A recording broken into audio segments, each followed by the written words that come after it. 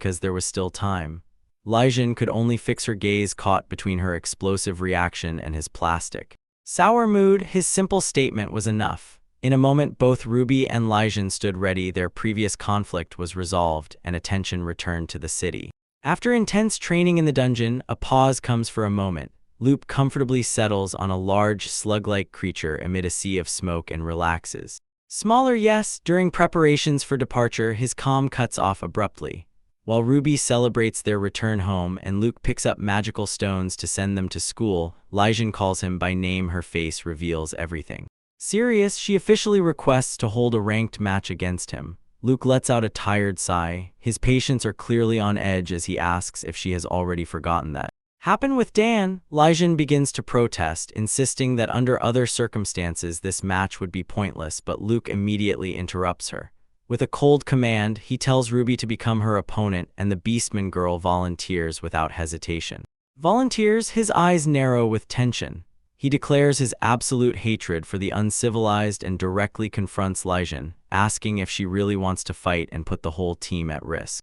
Life hanging by a thread, he continues and explains, if her only goal is to prove who is right, then fighting Ruby is the same as fighting him. But even so, he immediately makes his final decision clear. He does not. Soon the fight, when he clarified his position, he turns to Ruby and asks if she agrees with the arrangement. She happily nods and gives a ringing Naya yes. Confused, Lijun quietly accepts defeat. Ruby agrees to the terms. When they look at each other, Ruby explains her logic. She acknowledges that there is no real reason to fight, but understands it as a huge concession for Lijun, an awkward person who can only express themselves this way.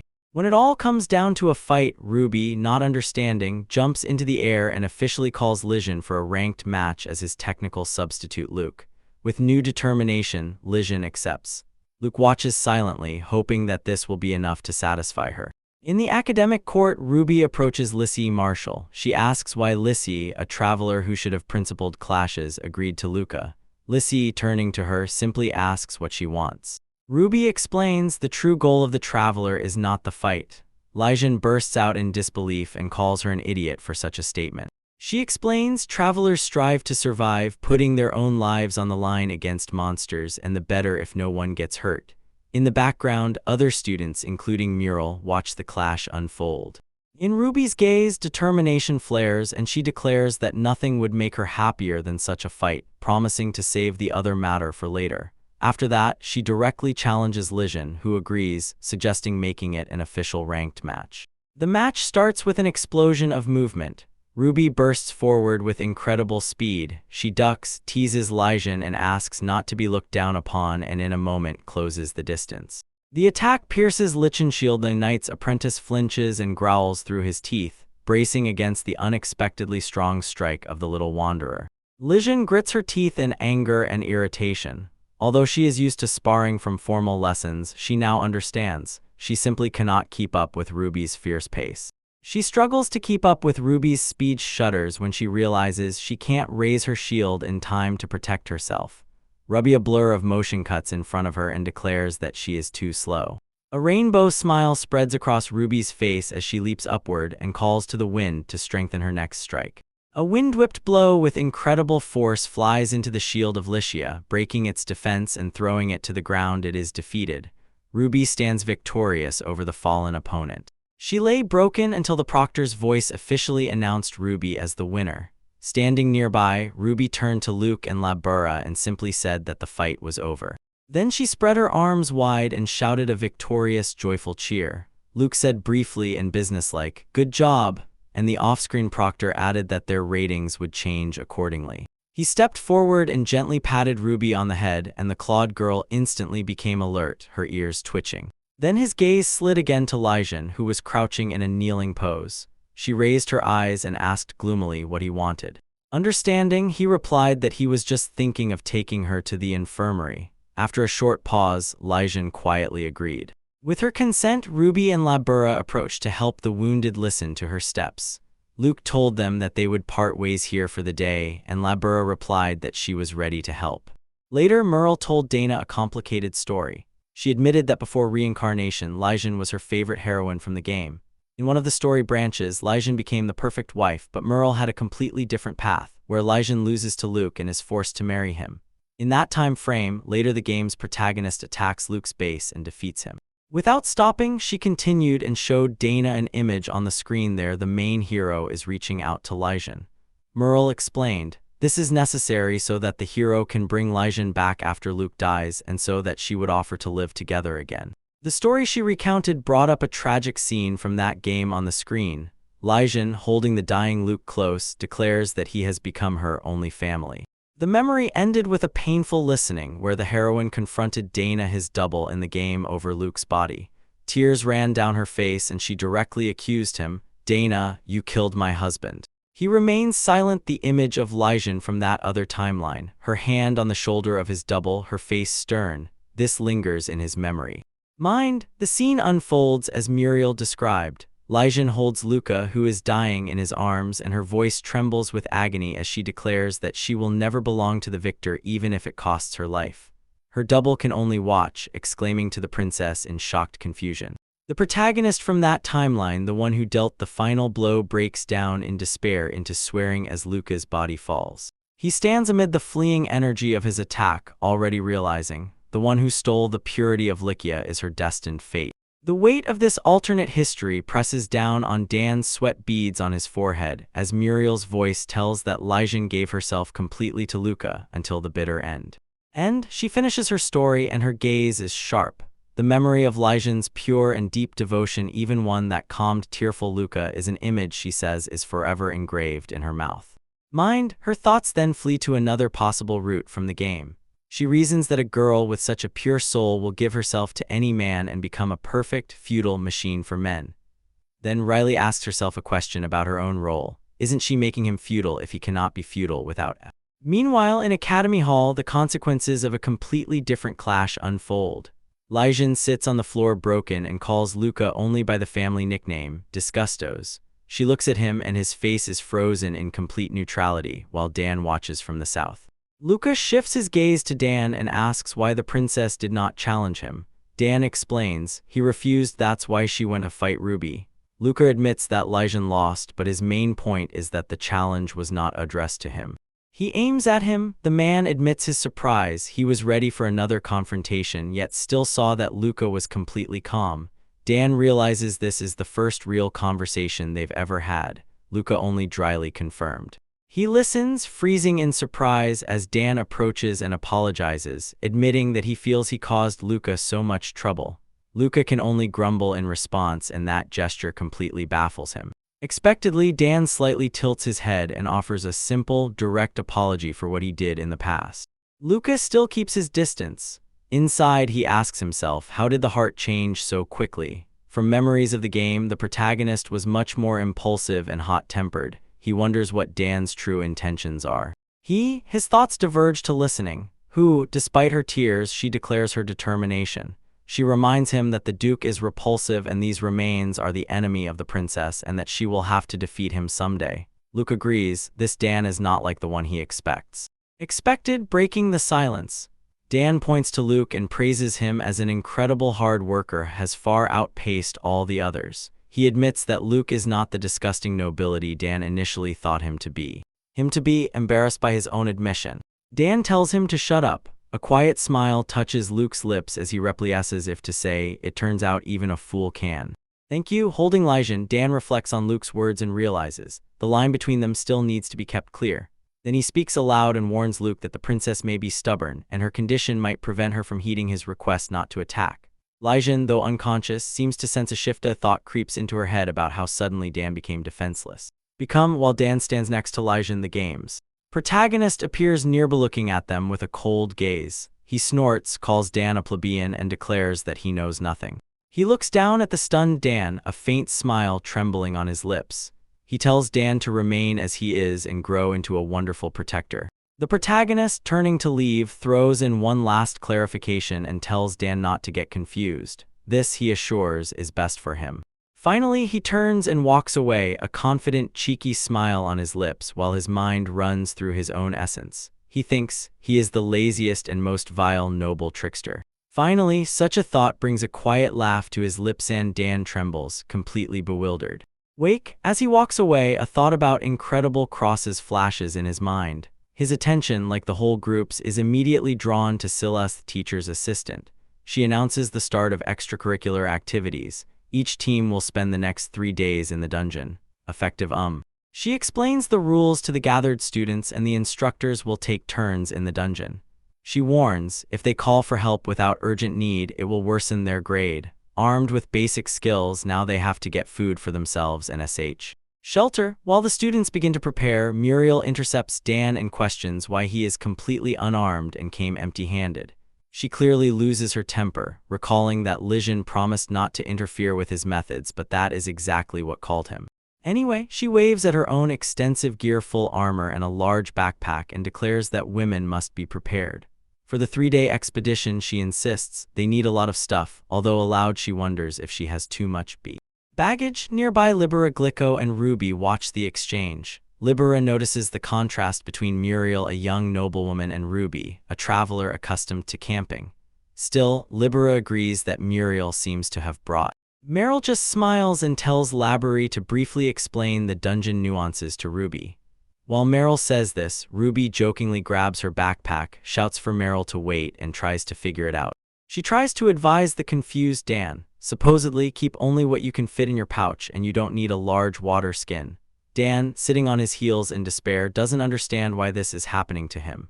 Meanwhile, Lijin tries to take control, calling everyone to listen as he begins to explain how to navigate the Lijin's attempt to organize the group is cut off by Ruby, who cannot calm down, forcing Lijin to restrain the cat girl by force. Ruby eventually gives up and admits she brought too many unnecessary things. But Labura notices Dan and immediately sees another problem, aloud wondering if he brought too little. She internally reviews her own preparations, everything convenient, gathered in one pouch containing clothes, food, and shelter. Seeing Lijin's stern expression, Labura worries if she is anxious. But Lijin sharply cuts off, she will not give anything away of her food. Then she turns directly to Dan and says that everyone must get along for the next 3 days. And with a detached look, he simply replies to her not to don't worry about him. While the group enters the forest, Dan has already sprawled out on a large, soft pillow. Liciani suggests finding a place for the camp before it gets dark, and Ruby and Libero gladly. His relaxation is interrupted by the appearance of Muriel, who is dragging a huge backpack. She says that in the end she left this task to Dan, recalling how he warned her. She had already started carrying it to the infirmary. Time passes. She approaches Libera, who is reading, and asks if she is training even now. Muriel explains that she is repaying Dan for a kindness once done. She then adds an unexpected detail. Ruby, whom Muriel considers stronger than herself, insists that Dan is even stronger. Stronger than Ruby. Hearing this, Dan sharply puts down the book and presses it back with a loud slap. Now he tells Murulu that enough talking, reminds they are entering the dungeon, and declares his personal hatred with which. Moving further, he eventually settles back on his cushion and casually says that, as always, he will rely on others.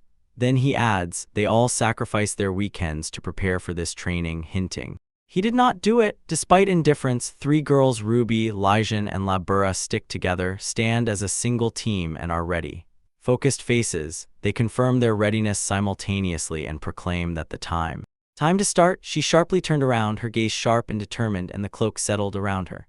Behind stood the gathered members of Class 0, Dan in armor, Ruby in a hooded cloak, and the rest too, ready to face the upcoming challenge. The game's main character stood among them, holding Dan's large inflatable seat with interest. Their goal was announced: conquest of the dungeon. Below opened the dungeon itself, a dark, shattered abyss, a shadowy pit with a single, distant spot of light promising deep immersion. Ruby, the beast person cat, stealthily notices the target in the shadows and declares she will hunt it. Muriel, locking his flying gaze, trusts the creature and believes in her. Then she calls to Lijin, ordering her to take the upper section, and Lijin immediately agrees eagerly. After the fight, Ruby approaches Muriel with concern and asks if she is okay. Muriel, though breathing heavily, flashes a bright smile and assures she even leveled up so she will not be a burden to the group. Then she turns to Luca and hints that there is a good place for a camp nearby. Muriel gently advises Ruby not to overdo it, to which Beastman gratefully replies, "Thank you." In a moment the camp is ready, and before their eyes appears not a simple tent but a luxuriously dressed structure. Muriel freezes in complete stupor, her jaw drops as she exclaims, "What is this?" Luke calmly explains that such a tent is almost an invitation to attack. He points to the shower cabin and says, after a long day outside, he wants to wash and sleep in a normal bed because body care is necessary. Muriel, still stunned, mutters that he is annoying. She suggests getting some dried meat, and here Luca announces that it is time to have dinner. He adds, supposedly her sister also spent last year in the same spirit and even polished herself in this. At this news, Muriel is completely stunned. On the table appears a luxurious dish, bean pasta and soup with dried meat, vegetables, and mushrooms. Luke says that Karen brought long-lasting dishes, and since there is enough food for everyone, let them all sit and eat together. He himself freezes in surprise and aloud wonders how they even managed to arrange such a luxurious meal in the camp. Muriel, tasting the food, is noticeably moved and proclaims that it is incredibly delicious. Lijin agrees, saying it is so good that the body essentially becomes unfair, and praises Karen for her skill. Late that same evening, while the girls prepare to sleep in their nightcaps, Meryl announces she will take the first watch because everyone else is already going to bed. From the bed, Ruby calls out to her and asks whom exactly she intends to stand guard against. Meanwhile, in the tent, Luke pours himself a drink and Lishan is taking a shower. Ruby explains that a watch is unnecessary. Luke, she clarifies, can use magic even in his sleep, so no monster can come closer than 30 meters. Muriel realized this, and the thought struck so suddenly that she froze speechless as soon as she grasped the logic. Magic, she shudders when Lysian addresses her formally princess and immediately asks why he suddenly changed the title. Meanwhile, Lysian glances at the big bed, wondering if Luke has already fallen asleep. Attention, Liskin abruptly turns to Muriel when she demands to know her intentions. Then Liskin admits that she is from martial territory and Muriel is clearly stunned by this.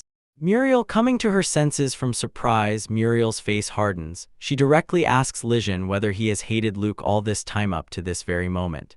Lysian remains silently thoughtful. Luke is nearby and looks as if he is sound asleep. She approaches the bed and notices that both Luca and Karen are still awake. Meryl explains, usually Luca sets a sleep spell to fall asleep instantly at a precisely determined time, but she suggests he might be deliberately staying awake because he wants to hear their true feelings toward him. Tension among the three girls is rising. Ruby suggests listening and Muriel agrees, saying that if they talk everything through to the end, it might help each of them organize their thoughts and feelings. Remembering the chance, Lysian begins with apologies for his arrogant and selfish behavior during the practical training. Muriel seems confused by the straightforwardness of these apologies. She bows her head low, showing sincere repentance. Relief spreads across Meryl's face. Seeing this, Ruby cheerfully tells Lysian to lift her head and declares that she accepts the apology.